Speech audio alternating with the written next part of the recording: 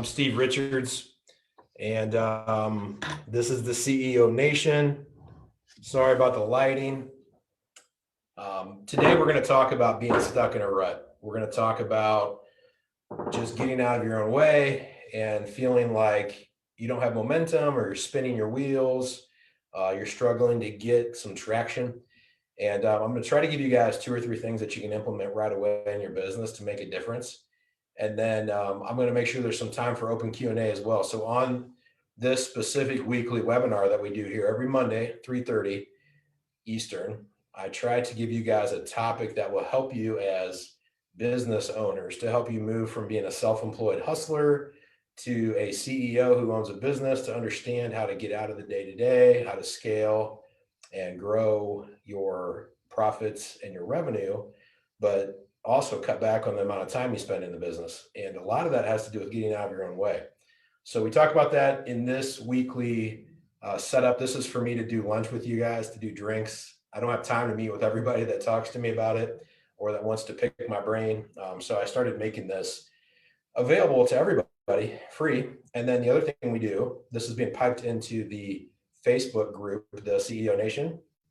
It's being piped in there live. That way, if you can't make it, you can still get on and watch the replay, get the benefit of the training. It's also a big benefit sometimes to hear other people's questions. And so I'm going to make this interactive at the end. If you're on the Zoom, if you're not on the Zoom and you're in the Facebook, whether if it's live or later, go look. I just posted in there a link to the Zoom. Once you register once, you'll be registered for every week. And you guys will get a notification. You don't have to come every week, but as often as you want to, you'll be able to just pop in. And that way you can ask questions live on anything with business. Also, if you guys don't know, we have a podcast called The CEO Nation. You guys can check that out on iTunes, Stitcher, pretty much anywhere. And then I'm going to put a link in here too, but if a lot of people ask questions about the products we have with training or coaching for business owners, or just getting connected to the different things we do, like the KPI guidelines or the KPI guide that we have, to help you turn your business into a math equation, things like that. All that stuff that we have, or how to connect with us or set up a strategy call or anything like that, is at theceonation.com/links. And I think today, my fearless partner, Bobby, is in his car right now. I don't know if he's listening, but he just left the office a little bit ago. So let me put this link in for all of you guys.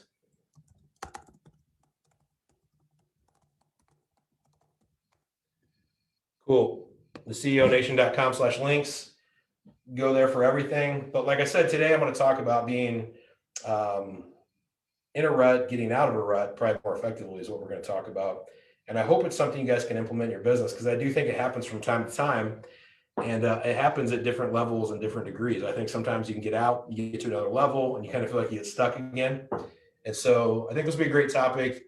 Any given time during this, just hit me with questions, guys. I'm going to try to do my best to watch the Q&A or the chat as we go. I can't see the Facebook comments. So if you're on Facebook watching this, literally right below or above you is a link to get in live into the Zoom. If you want to get in and interact, do that. You can still register. We'll be on for at least probably 35, 40 more minutes, maybe 45 minutes. But this is a big key concept. If you guys were attracted in with this topic, this is something I want you guys to understand, that there's this level of accountability that we all need in business or in life, really. This has to do with any relationships, anything we have in life going on. But we're right where we're supposed to be. Some people struggle with that. Like, oh, this is where God intended me to be stuck right now. Well, actually, yeah, maybe. But what I really mean by this is this overall concept of accountability. And this is a big thing for you to understand in this topic that we're covering today, is that we're where we're supposed to be given the decisions we've made and the actions and the environment we've been in, or we put ourselves in, or we stayed in. And so things happen to us, for us, because of us, however you want to look at it, different degrees of that. But we're where we are because of these decisions, right? And so we have this ultimate accountability of understanding that we have control.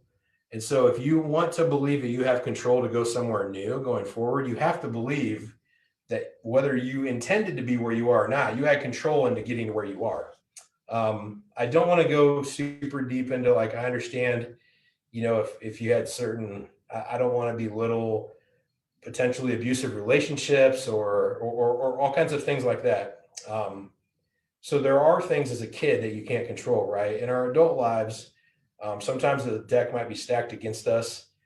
Um, Quite frankly, it's not anywhere near as horrible or hard, but some people are dealt a pretty good hand and they get right into college and corporate world and they become very comfortable and it's hard to make a switch. Either way, we're all where we are, right? Because of the environment we were in, the decisions we made. And I want you guys to write that thing down that we're where we're supposed to be. We're right where our decisions led us right now. And that's the number one thing that you've got to start to shift in your head to make sure that you can get out of a rut when you get into a rut. Because a lot of being in a rut is just realizing that we have these thought patterns and these habits, right? And that we're in this position because of the thoughts we've had. The thoughts that we have are typically driven by what we put into our head. And so here's an important concept too for you guys to write down if you're taking notes, is that the content we consume, which is also by the conversations we have, by the people we spend time with, which unfortunately could be spouses, it could be siblings, it could be people at a day job, or it could be friends who are maybe pulling you down a little bit. Hopefully it's friends that are pulling you up. But the reality is the content we consume isn't just the websites that we serve.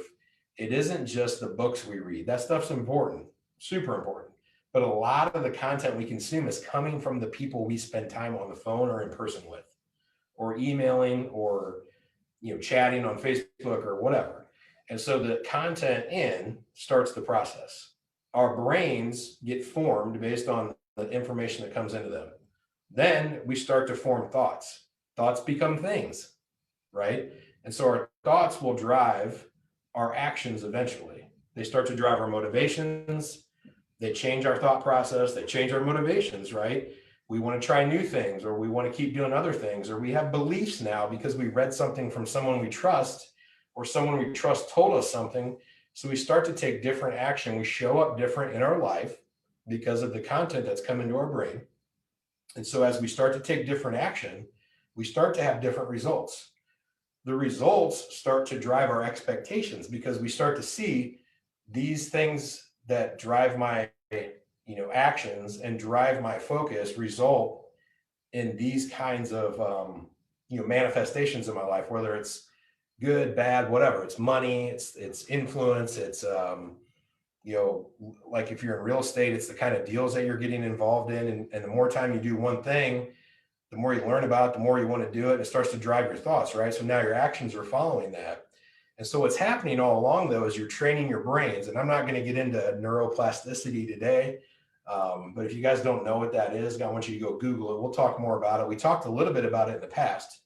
But your brain can start to mold around the thoughts, the actions you're taking, the results you're having, you're learning, right? And your brain starts going down certain paths. Now, here's a problem. Now, within all this, one thing that might be happening is that you're getting bad data, or you're getting negative data, negative feedback, like you shouldn't do this.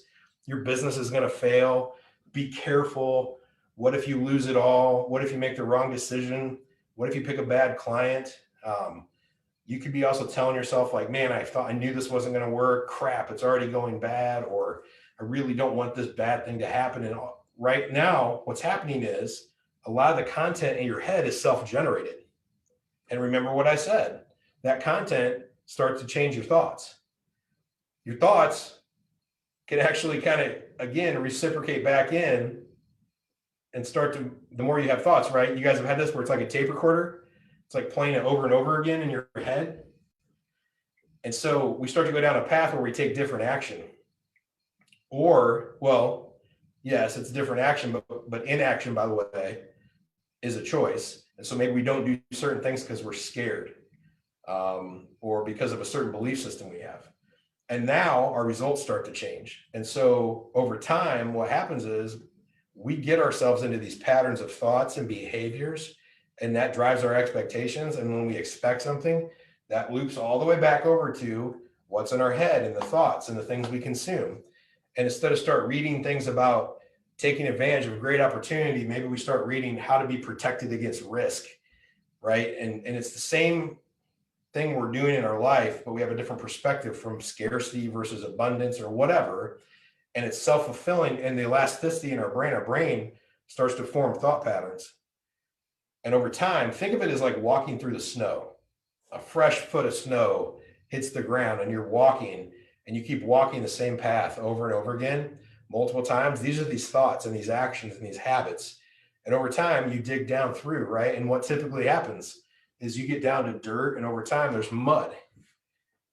And then that powder is going to be shaped like a rut, like a groove that you're stuck in, right? And now you have this path. And what we know is if maybe it starts to get warm one day and the ice starts to, or the snow starts to melt, and then it gets cold at night, it freezes, and we know that the snow gets crunchy. The sides might get icy, and it keeps us locked in this path. And so if that's a visual that helps you guys understand this, that same kind of thing happens. And we know it's hard to step up out of it, right? Because your foot sinks and it's slippery and it's harder. And so our path starts to be formed, and we tend to stay in the path so that we don't get our feet all wet or we don't slip and fall or whatever. And so if you think of it this way, listen, that is all negative stuff happening around you if you get stuck in a pattern that doesn't serve you.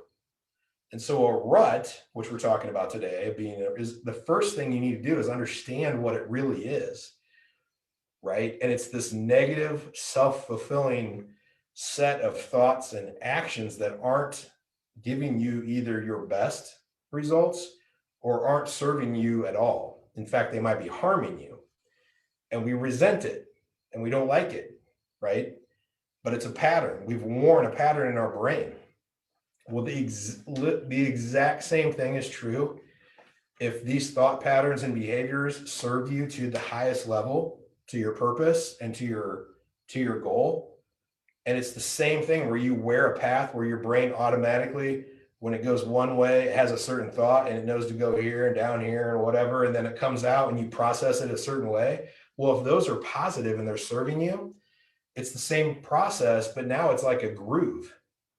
And you hear people say, like, I'm in the groove, right? Versus I'm in a rut. Well, it literally, the only difference between those two things is that the pattern that you're reinforcing in your head between your thoughts and your actions and your behaviors is either positive or negative. And you either are excited because it's serving you, or you're upset and resenting it because it's not. And you get to choose. Now, I'm not saying it's easy to choose to change something, but what I'm saying is you have the choice, and it requires the same amount of work to get into a groove that it takes to get into a rut.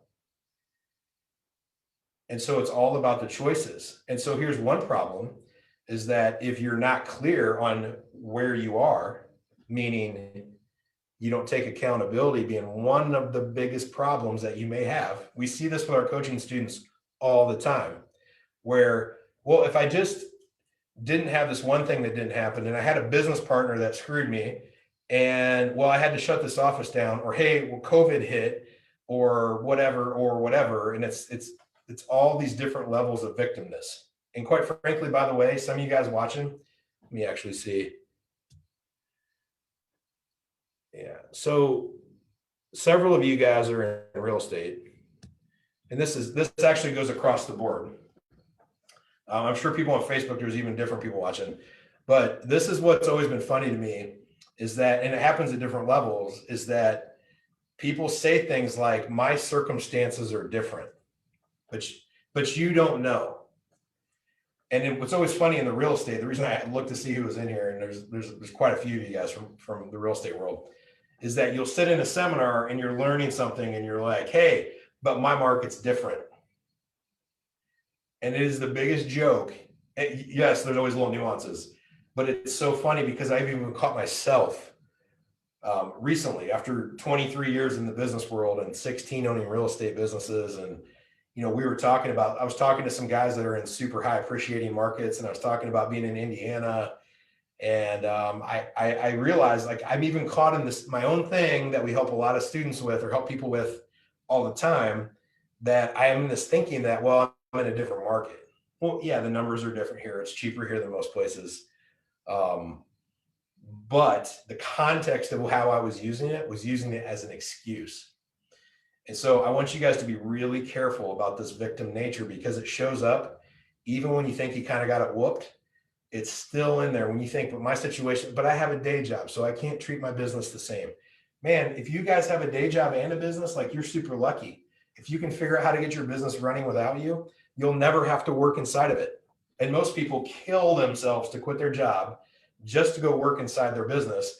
And then when they get there, all they try to do is spend 2 to 3 times as long getting out. So if it took them 2, 3, 4, 5 years to quit their job and get in their business, it typically takes them 10, 12, 15 years to get out of it, if they ever do. Most people never make it in. Almost everybody doesn't make it out, because we're talking small percentage points of business owners that actually create a business that they can get out of. Because you guys know the high percentage of businesses that fail. Well, in that small percentage that make it, there's a high percentage of those people never get out of it. And really all they have is a job. They don't even own a business. I don't care that you have a bank account and a tax ID and clients and a website and products and services and employees and all that stuff. Those are things a business has and uses and does, but that doesn't make you a business.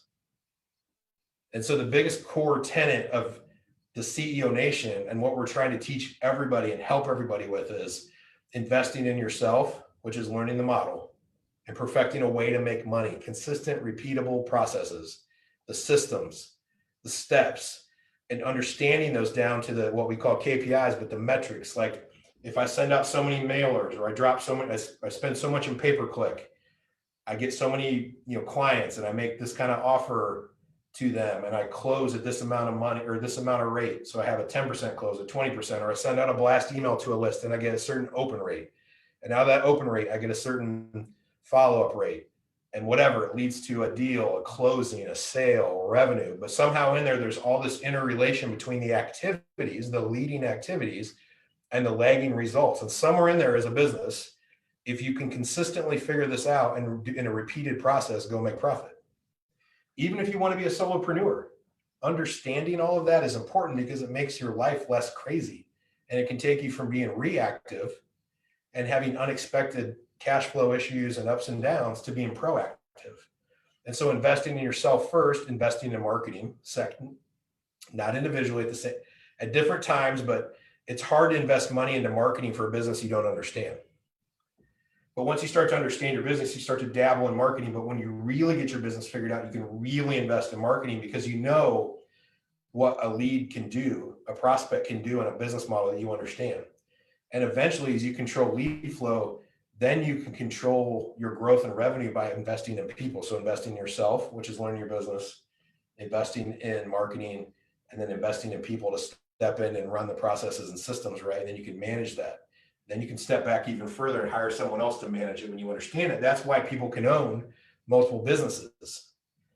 And, Sally's Pies doesn't need to be Sally in there cooking everything and talking to the clients on the phone, right? And so that's owning a business. And so back to today's topic, when you guys try to understand the brain power you have to put yourself in a rut or a groove, if you're spending your time with your thoughts and things to invest in yourself and your model, in your marketing to understand lead and deal flow, and then in your team to invest in people, all these things should give you a return.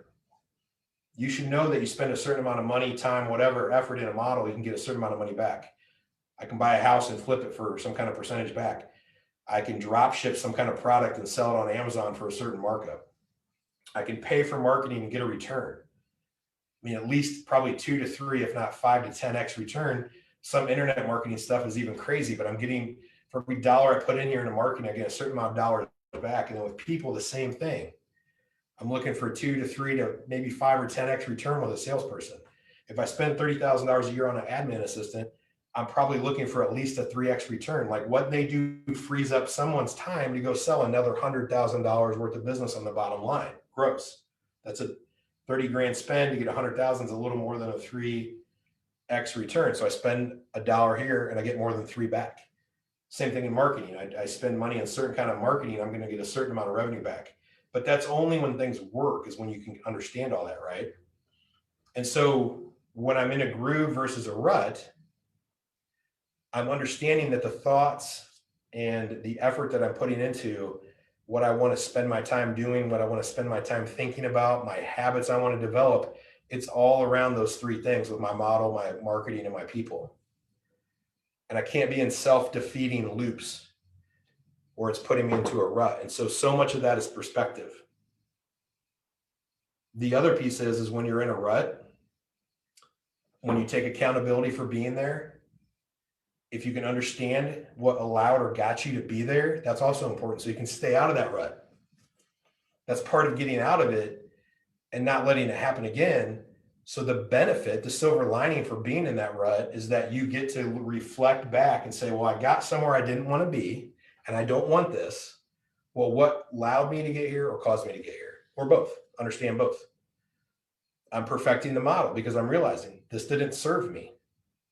This doesn't help me with my model, my marketing, or my people. And now I know knowing what not to do sometimes is more important than knowing what to do. Because there's several things you can do to make it work. And there's several things you can do to mess it up. And you got to learn both, right? And so a lot of that's perspective. All right, let me see. I've been cranking for a while. Does anyone have questions?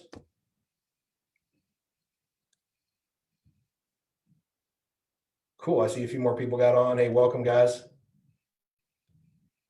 If you guys have questions, let me know, or else I'm gonna kind of wrap here in a minute and then do a little housekeeping talk, but keep this one shorter today if I don't have any questions to help you guys with. And by the way, fair game, business partnerships, marketing, profitability, P&L, lead gen, sales conversion, whatever, using social media. I don't really care. Whatever's going on with you guys. If I can help, like this should be a great time for you guys to ask questions. So let me wrap backwards to kind of summarize what we've been talking about today with being in a rut. And so being in a rut is going to be something that causes you to feel stuck, right? Resentful, but having the perspective of understanding that you're there because of the choices you made and looking for the learning lessons out of it and why it happened will give you some benefit to get into that, get out of that rut and get into a groove. All we need to do is start understanding that we need to put thoughts and things into our head and spend time working on things that serve us and take us closer to our goals. And so part of that is understanding where we are. And a big part of that is knowing where we're headed, because so many people do not understand what they really want. They struggle with that. Many people in business who left are running from something else. They know what they don't want. They know what they don't want to have, and they see what someone else has done or has, and they think that looks better than what I've got or what I'm doing. And so they start to run somebody else's race, which isn't always the best thing to do. In fact, I said that incorrectly. Let me restate that. It is usually not a good thing to do is to run somebody else's race, because the only way to lose is to not run your own race. If you run your own race, you can always win. And so you don't want to build a business that other people are building, because first of all, you don't know what's going on behind the scenes. And when you look from the outside in, things may look great in someone's business, but probably they're not. And businesses go up and down, and there might be some good things that are going on and their personal is taking a hit. Their personal might be great, their business, and it's kind of okay. And they make some big changes, and all of a sudden their personal takes off, but their business takes a dip. And so there's all this stuff going on at any given time. And it's really important for you to learn from other people that are being humble and honest and explaining what's really going on, so you can get the learning lessons from them. But you need to be working on what you want and why you're doing this, what you really want. And your family is not your why. If you believe your family is your why, I need you to take this exercise and go a couple levels deeper. What are you really doing with your family? How are you spending that time? If your family's your why, so where are you going to vacation? Where are you going to live? Where are you going to go to school? Or where are they going to go to school, right? What does retirement look like? Where do we eat? Where do we live? What kind of car do we drive? There's all these different pieces. Hold on one second, guys.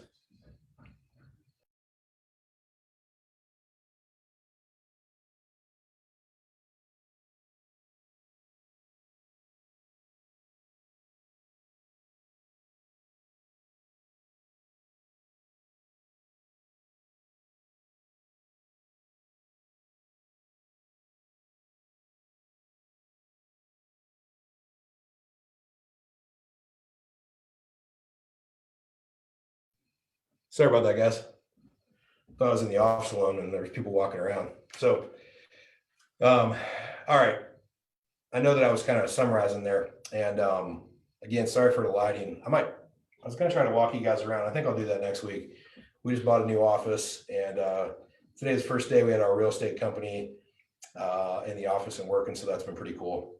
But I hope you guys have gotten some kind of takeaway from today to really help with your momentum as far as, again, just creating some traction in the business and feeling good about it, right? And so success breeds success and success drives success. And so a lot of this is, even if you feel like you're in a rut, but having the perspective we talked about, just making that mind shift will help you tremendously, just to understand that you're in control of where you are and you can start learning from this and making decisive moves to push towards getting into a groove and creating traction. And so then once you push forward there, you can pile success on top of success, get some momentum, move forward, and that'll help you guys. And so, all right, let me swing back, do a little housekeeping before I close out. If anybody has questions, let me see real quick.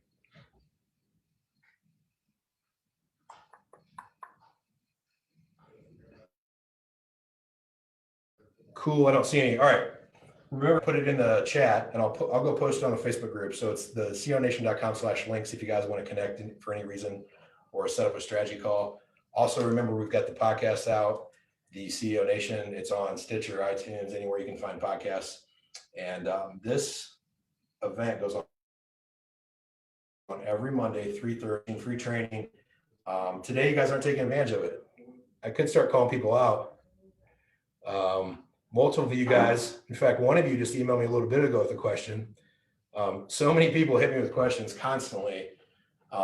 People that aren't even coaching with us, who will ask questions, and then I tell them about this free resource, and then we don't get questions on this. And so I want to encourage you guys to bring those. Cool. I tricked one of you into saying something. So Ryan, if you got a question, can you chat it? And don't feel obligated at this point. I'm not trying to, I was calling you guys out, I guess. But I want you guys to utilize this as a format, because every Monday at 3:30 Eastern, we're doing these. I'm doing this, and I'm here to help, pick my brain, answer questions, because if I can spend my time helping you guys, and it also gets to be out for not only the people that are logged on live with us right now, but also this is being pushed into the Facebook group. And so you can catch a replay. So we've been doing this for months. You guys can go back and watch all of them in the Facebook group. And that's a great place to go back and hear other people's questions and watch the replay. Or if you can't come on live and you want to go watch it for the first time, but also when you guys ask questions, it just creates a more robust level of content in here. And so sometimes when you ask a question, someone else might have that same question, not now, but maybe now, but even months down the line, they're in the Facebook group and they're watching a replay, from several months ago, and you ask a question that not only you got help at the time, but you might be helping other people. So let's see what I can do here. Ryan, maybe I scared you off.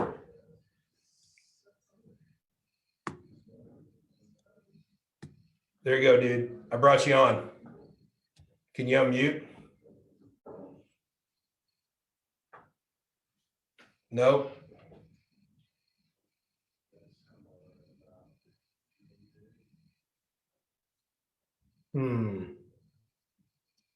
All right, man. There we go. Okay, there you go. Can you hear me? Okay, cool. Yeah, I pasted in my kind of like my chat. I'm having problems with buyers bailing on as-is properties, and I think we're kind of doing it a little bit wrong. I mean, I mostly flip, so mostly we're fixing everything up, doing inspections, fixing a bunch of inspection items. But I mean, I think it was 2016 or 2017, I did like 50 prehabs, like wholesale properties. So we'd fix little things and sell them as is. So I'm trying to build both basically do more wholesales, more prehab wholesales, and also, keep the flips going. So, but we keep, literally we've had like 8 buyers bail on as is properties.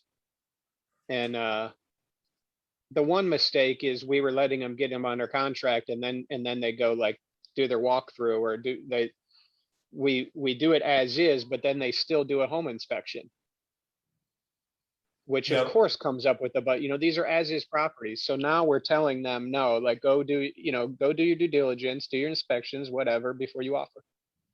This Yeah. is as So is. Yeah, this is as is, waive inspections. I mean, and I can still, if they come back and they say, oh man, there was a foundation issue, and it was like, okay, what foundation issue? It's like, we'll fix that, and usually their contractor says it's 20, 30K.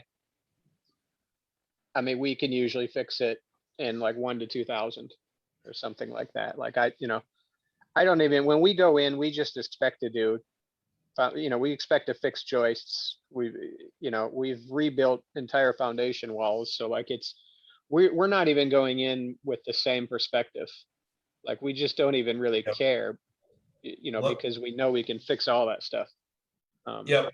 Let me give you two answers. So I'm Yep. looking. There's actually a handful of guys that do like wholesale on here. Quite actually a chunk of people do do real estate. So let me answer two ways.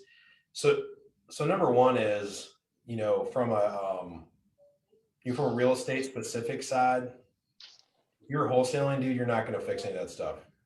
Yeah. And so And for I've you to wholesaled realize like 180 properties, but we're not going for the, for like the lower paying, buyer that will buy at, anything, no matter what the condition is. We're kind of going for that little, that higher rung of buyer that will pay a little bit higher amount. So that's kind of where we're getting that, like we're getting kind of this, this pushback as soon as they sure. send their contractor over, Well, so inspector. yeah, okay. Yeah. I mean, so there's probably, I could run an entire meeting on this, but let me Yeah. give you a couple. So we regularly get, I don't care if they're newer and don't know what they're doing, or they're a REIT, like an institutional buyer. These guys all pay more to us than they would anyway. They're always constantly telling us, I spend more with you guys than I do on any other deal. Mhm. And so cost is only an issue in the absence of value. And so you and I've talked about this a little bit actually, but for other people that are on, so when you're vetting out a buyer to truly understand their needs, to truly understand not what they say they want, not what they tell you they want, but to really understand their situation enough so that you actually know what they need more than they do, and then be willing to, and this is a part that I know you and I've specifically talked about that you struggle with, is to be humble and patient enough to help them get there. Because you might be like, look, man, Ryan, you flip so many more houses than most people, and you say, man, this is a 2K problem. It is for you, but it's not for most people. And so when you say things like, well, they think it's a 20K problem and I can fix it for this, that's absolutely all true. But the problem is they can't do what you can do. Right. And so part of this is there's this patience level that this is outside of real estate. There's a patience level of understanding your buyer and your clientele to the point where you need to do two things. Number one is understand their situation, not exactly what they say they want to buy, whether it's real estate or it's marketing services or whatever business you're in. If you can truly understand their situation and be empathetic about that and know the market well enough to understand what the struggles and opportunities and threats and everything are, right? Probably better than they even do. Number one. Number two is you have to be able to build so much trust, which comes through rapport, right? Which comes through building value and building connection. And that takes time to get to the point where when you can sit back and say, listen, I know you said this, but let me tell you something. This, and this, which is kind of what you're talking about, Ryan. It's like, look, I know you said this is a problem, but man, instead of just saying it's you can fix, you say, hey, walk me through how you came up with that. Tell me how you came up with that number. Tell me how you came up with this other number. Who are you using? What's your experience been? Right. And all this extra time and patience that you can build in so that you can have a conversation with them. So I don't want to get super deep into this exact real estate thing on this call, but I think this is making sense for you to the point where it's like, look, if you can do it for 2K and they think it's 20K and that difference is like the deal for you, then you need to sit them down. And if you want to invest in them, teach them how to do it like you do it. Instead of Yep. telling them you do it, explain to them. Number one is I understand where you were at when I got started or when I was in your spot. I used to pay a lot more for it. It's never been worth 20K, but people tell you it is, but it's really 10. But the reality is now that I know what I'm doing, I do it for 2 or whatever. I mean, I know I'm making numbers up, Ryan, but the point is, but you put your arm around him and you say, hey, let me It show you. makes sense. Let me show you. Come out to the house. And guess what? When you do that, sometimes they waste an hour and a half of your time and they don't buy the house and you're pissed off. But you invested in that person. Well, yeah, I invested in the relationship, and then they're more educated. They're going to like me and trust me more going forward. So this one I'm probably walking into that knowing that I'm doing this for the future deals that we could close, for that future relationship, Yeah, you're not the current deal. a lot of that rapport comes One, from all the deals that don't work out because you spent so much time and they say no. And then finally you send them the deal. And I know you and I've talked about this too, where it's like, you want to be like, ha ha, you didn't do it. And I did, I made a bunch of money, but it's like, hey, I wanted to walk you through I've this. got Look, so many of those. Yeah, but you I've can got walk them one. through and say, Yeah. look, this is what I could have shown you. Right. Yeah. And coach them. But here's the biggest key is, that Brad on our team does a lot of this stuff where he runs a webinar on Wednesdays and he just helps people and he refers vendors and he's always trying to help. But the discerning power for any of you guys, and this isn't just for you, Ryan, everyone listening, is the problem is this: when you have this super empathetic, relationship driven, value added approach to pour into people, to build and to take the time and be like, oh, you like Brown County? Me too. And then like, I went camping there or whatever it is, or, hey, I used to live in San Diego. Your aunt does? No way. All this rapport building, right? And then you gain trust. The problem, you need to do all that. But the other thing you have to learn is you can only filter all that time and effort into the right people. Yeah. And so you got to have a front end to really vet the people that you give time to, because you can't give all the love to everybody. You got to give it to the right people. And it's like planting the right seeds. You know what I mean? You don't just grab a bunch of seeds and plant them. You got to go buy the right seeds. Yeah. And then cultivate them. Let me, so we're listing these properties. Yeah. So I'm not direct with the buyer. So we're counting on the buyer's agent to handle it, and we're counting on our agent to handle it. So I would be obviously building relationships with the agents. Yeah. And the ones who don't, if you need to, so when you do what you're doing, every time you have a deal that doesn't work, every person needs to be called back and say, I know that deal didn't work, but what are you working on?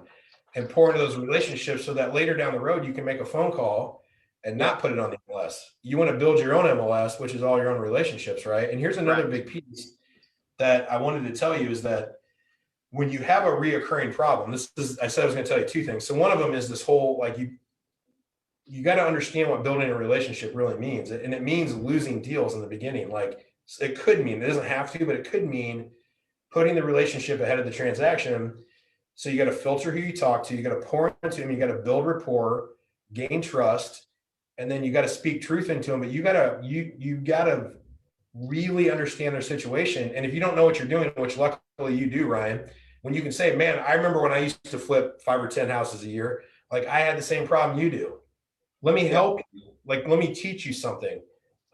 Secondly, though, this is a whole nother different ball game here, is that when you see a reoccurring problem, this is definitely for everybody in here, in your business. I don't care what problem it is, but let's use this example of buyers are having problems with backing out of deals or whatever.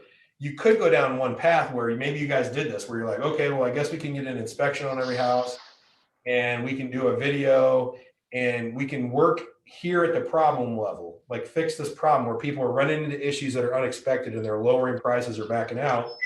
Or like we always talk about, is go back to what caused this thing to happen or allowed it, instead of creating all these systems and processes and whatever to handle the actual problem. Go back to the source. And so now, Ryan, when you guys are vetting buyers, you need to tell them, hey, we have a problem with this. Guys back out of deals a lot. I just want to let you know, because you want to get good deals, right? Okay, cool. While we're on the same page right now, you say, here's the number one reason people lose deals with me, is they're not prepared on the front end. So you're going to either need to understand, and the number one issue is foundation, or number three, top three things are foundation, whatever, and whatever they are, right? And whatever you don't do this for every problem. You do this when a problem continues to reoccur. Once, it's no big deal. You fix it. Just go on. Two, you put your radar up. Three, four times something happens. You look for the trend, you find the source, and then you create a way to beat it on the front end. So now you're telling them, hey, is your goal to get good deals from me? Yes. Well, here's the best way that you won't, is to back out of a deal when I put it in your lap. And here's the top 2 or 3 reasons why I see this happening. And you tell them in the beginning that this is going to happen and it shouldn't. When you run into a problem, you need to call me because I flip more houses than most people. I will walk you through, and you set all that up in the front so that it's already in their head, so that when they do an inspection and something comes up and they go to call you, they're like, man, Ryan's guy already told me this is going to happen. And he told me what to do when it does, and it's call and talk to him. And then you empathetically pour into them. That's really all that, that's really all that I want. Cause I mean, that's what I do all day long, is just solve problems. So I can solve most of those. I am hiring a dispositions manager, so we'll be direct more often with the buyer. And then we'll be able to handle the agent a little bit more. Right now, it's like I'm outsourcing that to an agent. And, and then we're counting on, that agent and the buyer's agent to educate their buyer and build that rapport and transparency and solve any problems. And it's not happening. And it's going to be very transactional. Yeah, it's happening repeatedly. Because you're very transactional. If someone's new, a process is newer to you, and you're trying to push wholesaling, which you haven't done a lot of, put it on the MLS and talk to a person you don't know most of the time. Think about all those moving parts. You've got no control. So it's all just a transaction. And so when it's transactional, there's no rapport or trust. And now you just need to take your lumps and bruises and get through that. But I love where you're headed with having someone direct. I've done most of the stuff that you've mentioned, but again, it's stuck in my head. So now I'm trying to grow my business to where I'm not the bottleneck, and I'm not actually doing the dispositions. Mm-hmm. So that's, this is kind of good clarity for me to kind of train the dispositions manager to handle a lot of this stuff and to build the relationships properly. Yep. So you'll track stats on them, how many deal out of the houses you get, how many days on average it takes them to sell them, and then what their margin per deal is, and then what their fallout rate of contracts. There's things you'll track about like in the transaction part of the business, but you'll also hold them accountable to how many relationships, how many people did you add to the database, and how many people did you qualify. And then qualify is a set of things which is everything you said. That's imparting your knowledge. I need you to understand their families, why they're in the business, how many deals they've done, what other markets they're in, what are the biggest problems they had last year, what is their big goal for the year. Like, you give them all this stuff and then you teach them. That's how you qualify someone. And then you wrap that up with, you got to be a person they know, like, and trust. So I need you to also find 3 ways you connect with each person outside of real estate. And so you train that person, go build relationships. Being qualified means 2 or 3 ways you connect outside of real estate, and you can answer 8 of these 10 questions I gave you. And then track how many people they add, that new people they meet. And this is when you teach them, don't meet any schmo. Meet a person who you think will be qualified, and you think will, like I told you, you can't go out and just give freely empathetic help to every single person on the street, because they'll take advantage of you, or the waster, they won't care. You have to have that filter. So your dispo guy is going to have a filter to find the people he thinks are probably pretty good for you, and then run them through a process to get to know them and qualify them. And that's another metric you'll track, is how many people are you meeting, getting to know, and qualifying. And then out of those people, what percentage are buying deals from us? Yeah. Right. So that's how you tie it all together. And really, I would think that really, if you get 1 or 2 more people every month to buy a deal from you, but you do that consistently, that's 12 to 24 new buyers a year. Yeah, it doesn't take a lot. In wholesale business, it's every quarter. Like, you're going to have 10 to 20 people you're probably dealing with at any given time, but 2 or 3 new guys are coming in that you just met and you're excited. A couple guys are dropping out. And so, right, like there's small churn. So by the end of the year, you're probably talking with a different 10 or 20 people for most of your deals. Yeah. But throughout the year, from quarter to quarter, half or 2/3 of the people are always the same, but they're kind of slowly evolving. And then guys that fell off second quarter this year, second quarter next year, someone calls you, a guy or a girl calls you out of the blue, and Yeah. hey, I got filled up last year, but I'm ready to get 5 more deals. And Yeah. so So because they know it's, so I can trust you're constantly improving the relationships with the buyers that you do have, and adding value to them, but you're also moving other people along. And when these them. buyers do bail, like I had a guy go in, we know that there's a sag in the floor between the kitchen and living room. So their contractor went in and said it's going to take 20 to 30K for foundation work. And we know that we could replace a couple joists for like $1,000. Yep. So we're just going to go ahead and do that on that particular property. So it doesn't, it's not a deal breaker going forward, but we didn't see any issues with the exterior foundation walls. Yep. So it's just, if I actually offered, I was like, hey, I'll get, we've got a few structural engineers. We'll have go out there. They'll tell us exactly what is needed for the foundation to be solid. We'll do it. They'll confirm it's done. And then you'll have a clean bill of health on the foundation. And they were already their contractor was already in their head and scared them off, so. Well, yeah, I mean, if those are real buyers, That's just go easy. back and talk to That's, them.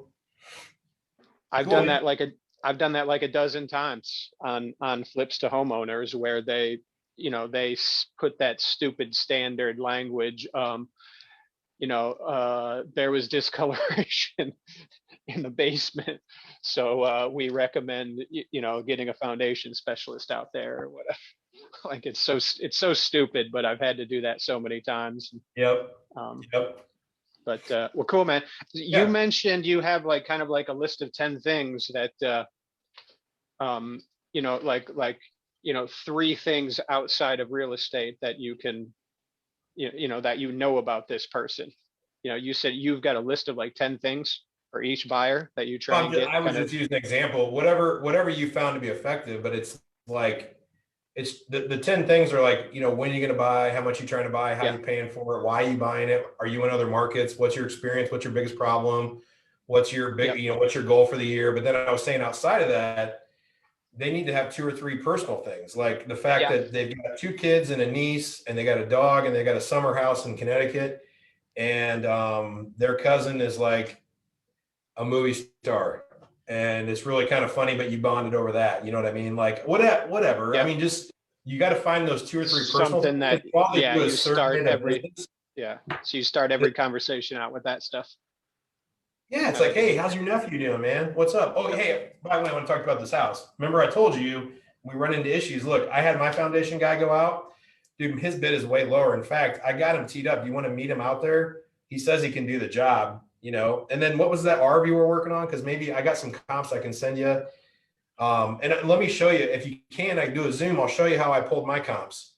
Yeah. And let me tell you why I like this guy, my guy that does foundations. And it's like, you use the rapport, relationship, and then I'm more teaching them than telling them they're just wrong and I'm right and they should just listen to me.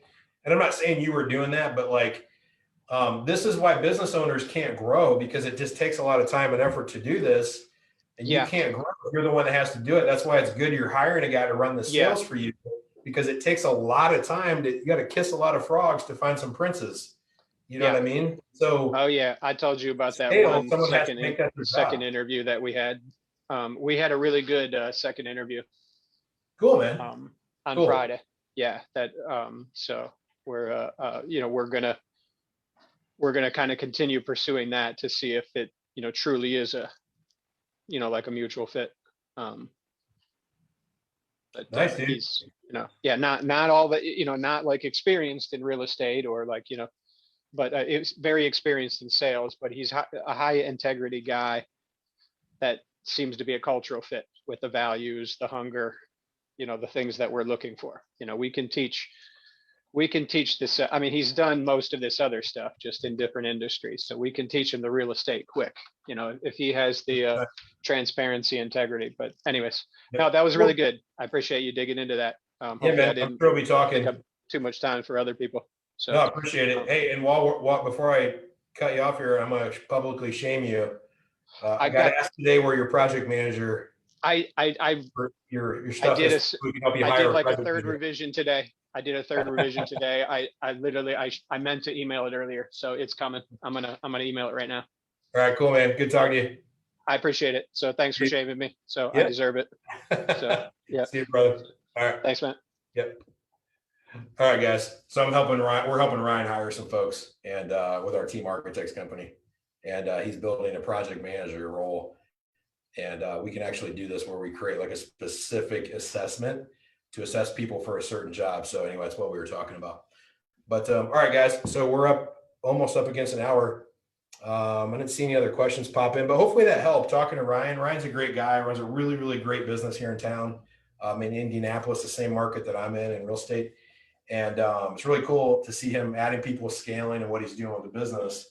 And I think that question that we covered probably help a lot of you guys as you're trying to A, be better at sales yourself in your business if you're at that stage, or B, how to figure out how to impart that onto other people to bring individuals in your business to help sell.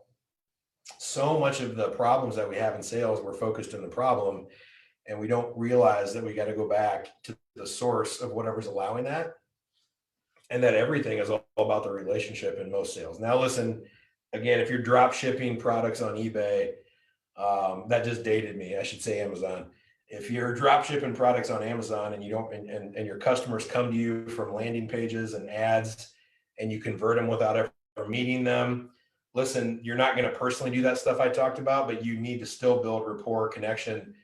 Trust me, the images on your website, the context in your ads, the ad copy on your ads, or the way you're generating traffic and the conversion, what they read and see, the way the consumer reports are placed on the website and where they're positioned, the types of images you use to sell the product, the headlines that you use to draw the right, draw people in using like pain points and headlines. So they're like, that's me, that's my problem too. And then underneath is a solution. And just the way you put that stuff together can still build rapport.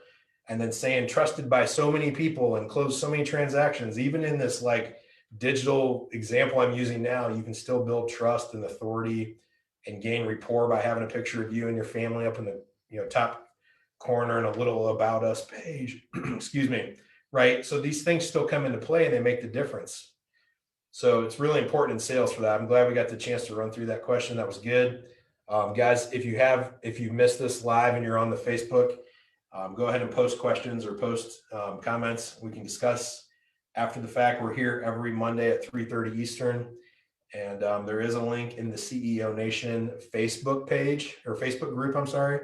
If you want to go there to get signed up for this, if you're not in the group, just go find the group, request to join. There's a couple little questions to answer. We'll get you in, then you'll have access to all the replays. Also, if you just want to go to the ceonation.com/links, LINKS, it's the ceonation.com/links.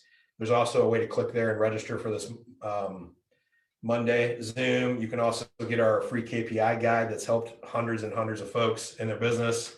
You can link to our podcast there, multiple other things. So, all right, with that, guys, I'm going to wrap today up. It was good having everybody. We'll be back again next week. Maybe I'll tour you guys around the place. If you guys need anything in between, the strategy link is on that page I just gave you, that the .com/links page, where you can book a call with us. And see you guys around in Clubhouse and Facebook, and see you next Monday. Take care.